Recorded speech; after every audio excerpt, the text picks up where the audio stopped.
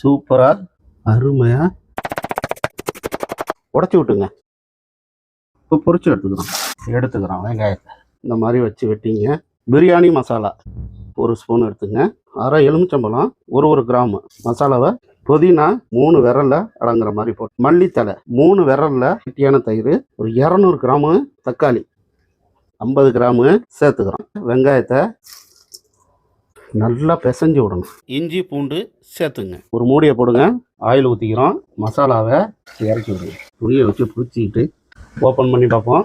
உப்பு போட்டுங்க. பட்டை, கிராம்பு, மல்லித்தலை, புதினா. நான் ரைஸை சேர்த்துக்கிட்டேன், எடுத்து வச்சுக்கிறோம்.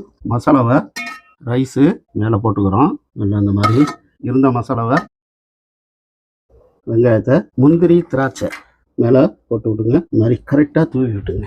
அதுலேருந்து கொஞ்சம் ஆயில் மேலே, சூடான தண்ணி பார்த்து விடுங்க. சூப்பராக வந்துருச்சு. சூப்பராக வந்துருக்குங்க.